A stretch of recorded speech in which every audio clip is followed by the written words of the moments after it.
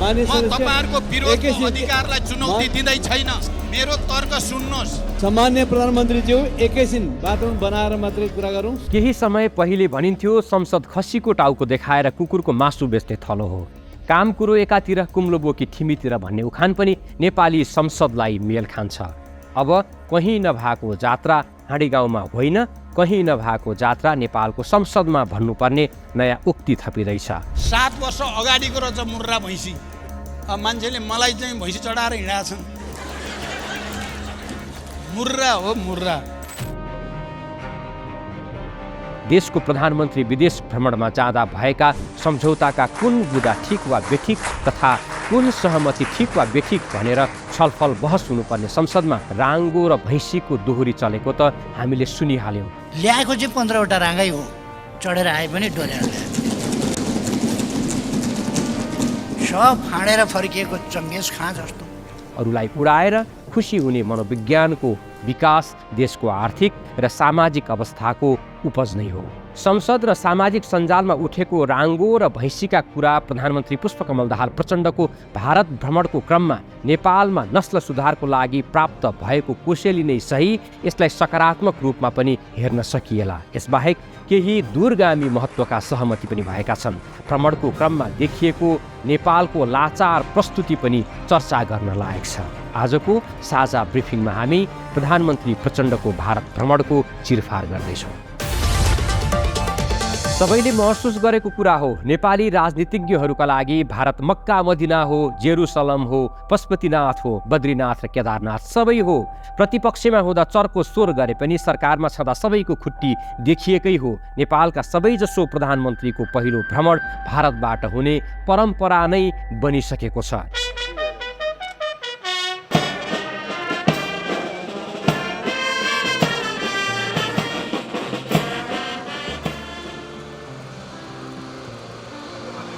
नेपाली भ्रमण टोलीको तमाम कमजोरी र लाचारीका बीच जेठ 18 गते नयाँ दिल्लीमा प्रधानमन्त्री प्रचण्ड र समकक्षी नरेन्द्र मोदी बीच विभिन्न 7 विषयमा समझदारी पत्रमा हस्ताक्षर भयो। नेपाल भारत पारवहन सन्धि नवीकरण भएको छ।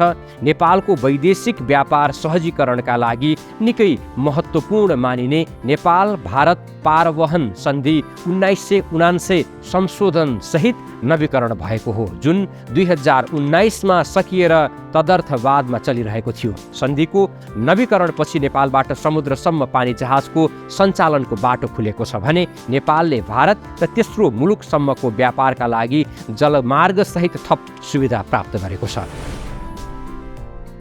नेपाल र भारत बीच भएको दोस्रो महत्त्वपूर्ण सम्झौता हो पेट्रोलियम पूर्वाधार विकासको क्षेत्रमा सहकार्य। मोतिहारी अमलेखगञ्जसम्म आइपुगेको पाइपलाइनलाई चितवनसम्म विस्तार गर्ने विषय यसमा छ, जुन महत्त्वपूर्ण छ। तेस्रो दीर्घकालीन विद्युत व्यापार समझदारी पनि हो। यसबाट नेपाल र भारतका विद्युत विक्रेता र खरिदकर्ता बीच 7 वर्षको मध्यकालीन र 25 वर्षसम्मको दीर्घकालीन सम्झौता गर्ने बाटो खुल्नेछ, जबकि यसअघि नेपाली आयोजनाको विद्युत किन्नका लागि भारत अनिच्छुक थियो।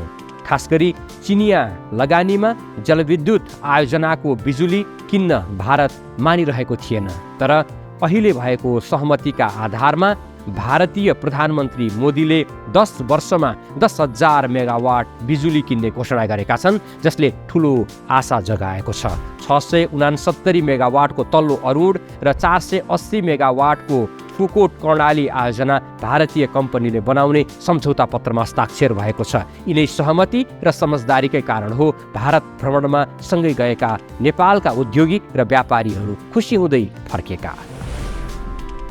आर्थिक मुद्दामा महत्त्वपूर्ण सम्झौता गरेका नेपाल र भारतले विभिन्न नाकामा एकीकृत सुरक्षा जाँच चौकी स्थापना गर्ने र त्यसको भौतिक पूर्वाधार निर्माणमा भारतले सघाउने सम्झौता भएको छ।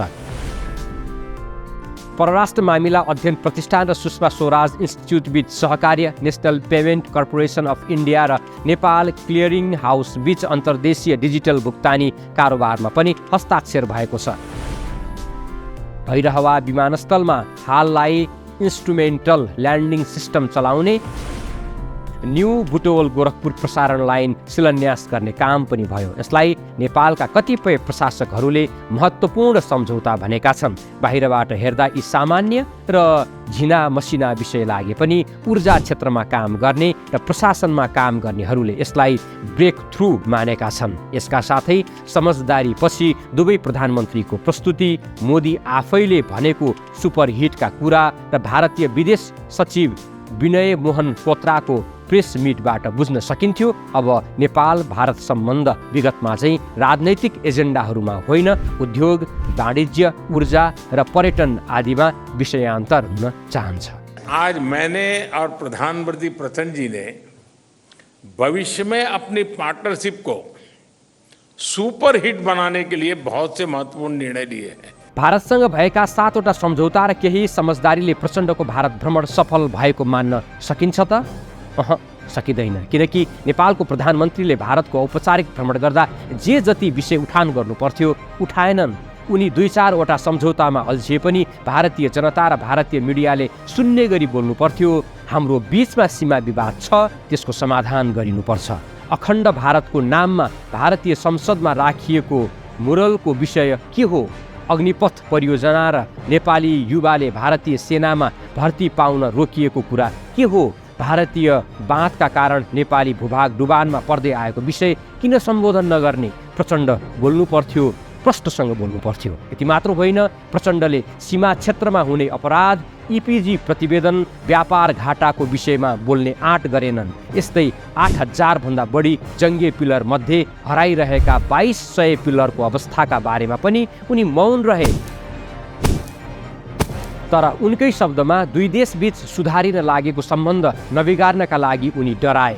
25 लाख भन्दा बढी नेपालीहरू जो भारतमा छन् उनीहरू स्वदेश फर्किँदा सीमामा लुटिने गरेको, न्यूनतम ज्याला नपाइरहेको, कार्यस्थलमा दुर्घटना हुँदा सहयोग नपाएको, घर परिवारसँग सम्पर्क गर्न नदिएको, आधार कार्ड नपाएको जस्ता विषय उठाएर उनीहरूको मर्ममा मलहम लगाउनु पर्थ्यो। तर भारतमा बसिरहेका लाखौँ नेपालीको लागि पनि प्रचण्ड त्रिक्कसम्म बोलेनन्। प्रचण्डले यी तमाम विषयमा बोल्ने आँट नगर्दै पनि नेपाल भारत सीमा समस्याबारे मोदी आफै बोले। यो आफैमा सकारात्मक हो। तर मोदीले सीमा विवाद हल गरिन्छ भनेर बोल्नुका पछाडि लिम्पियाधुरासँग बङ्गलादेश जोड्ने भूभाग साट्नका लागि दुई नेताबीच छलफल भयो कि भनेर शङ्का गर्नेहरूका लागि लाभ दिन सकिन्छ। त्यही कारण पनि यो विषय धेरै उचालिएको हुन सक्छ। प्रचण्डको हाउभाउ हेर्दा उनी आफै पनि दुई देशका जग्गा सट्टापट्टा गर्ने विकल्पमा सकारात्मक रहेको छनक मिल्छ। तर आफूले यस्तो कुनै प्रस्ताव नगरेको र यस विषयमा छलफल नभएको प्रष्टीकरण दिएका छन्। जग्गा साटफेर गर्ने विषयले प्रतिपक्ष, विज्ञ र जनताबीच घनीभूत छलफलको माग गर्दछ।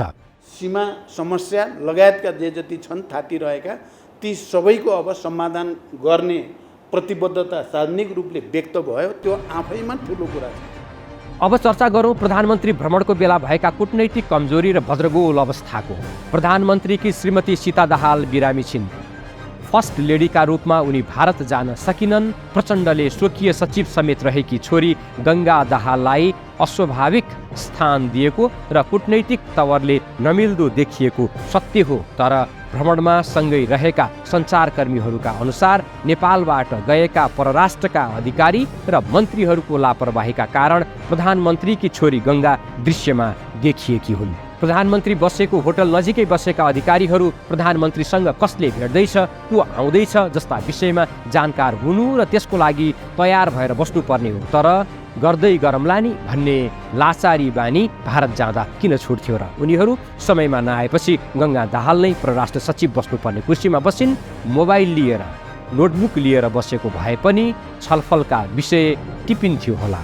भारतीय सुरक्षा अधिकारी र विदेश सचिव बीच भएको छलफल सायद रेकर्डमा पनि छैन होला। यति मात्र होइन, प्रधानमन्त्रीसँग भारत भ्रमणमा गएका 4 जना मन्त्रीहरू पनि दृश्यमा देखिएनन्। तर उज्जैन स्थित महाकाल मन्दिरमा भने पुजारी सामु निरीह ढङ्गले बसिरहेको देखियो। देशको प्रधानमन्त्रीको भ्रमण हुँदा शिष्टाचार महापाल, मुख्य सचिव, परराष्ट्र सचिव पनि थिए। भ्रमणको तारतम्य मिलाउने मात्र होइन, भ्रमणको बेला प्रधानमन्त्रीलाई प्रोटोकल सिकाउने, भेटघाटमा सहजीकरण गर्ने र देशको हात माथि पार्ने काम उनीहरूको हो। तर उनीहरूलाई बाल मतलब गलत भए दोष जति प्रधानमन्त्रीको टाउकोमा थोपरिदिए। हाइसन्चो उनीहरूको नालायकीको के चर्चा।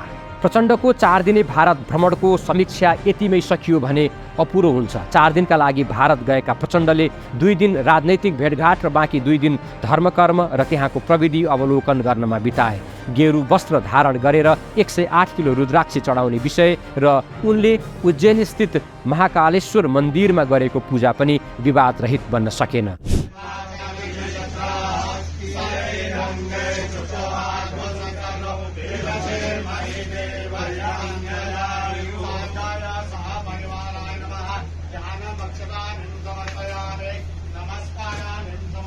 नबनोस् पनि कसरी, नेपालमा युद्ध गर्दा धर्मलाई अफिम हो भन्ने, धर्म कर्ममा लागेका मानिसहरूलाई सफाया गर्ने, पुजारीको टुप्पी काट्ने, गोली ठोक्ने, तीजको व्रत नबस भनेर उर्दी जारी गर्ने काम उनकै नेतृत्वमा भएको थियो। ईश्वरको नाममा शपथ समेत लिन आनाकानी गर्ने उग्र कम्युनिस्टको धङधङीबाट माथि उठ्न चाहेका तर नसकेका प्रचण्डले महाकालेश्वरमा पूजा गर्नु आश्चर्यको विषय थियो नै। हुन त रुद्राक्ष चढाउने काम परराष्ट्र मन्त्री एनपी साउदले गरेका हुन्, तर प्रचण्ड पनि त्यसमा त मिसिए नै। मानिसको विचार र व्यवहार सधैँ उस्तै रहँदैन, विचारमा रूपान्तरण भए जस्तै धर्मलाई हेर्ने दृष्टिकोणमा पनि प्रचण्डको रूपान्तरण हुनु दुःखद विषय नहोला कि? जे होस्, खुद्रा विषयमा विवाद भए पनि देशका नदीनाला बेच्ने र राष्ट्रघाती सम्झौता गर्ने कामबाट भने प्रचण्ड जोगिए। तर पनि भएका सम्झौता कार्यान्वयनमा भने शङ्का छ, किनकि नेपालसँग भएका सम्झौतामा भारत कहिल्यै इमान्दार भएको इतिहास छैन। कार्यान्वयन भए पनि नेपाल नहो, परियोजना मार्फत कमिसन चक्कर चल्नेछ अनि कार्यान्वयन फितलो र रिजल्ट शून्य हुनेछ।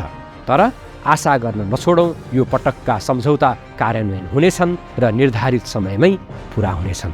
नमस्कार।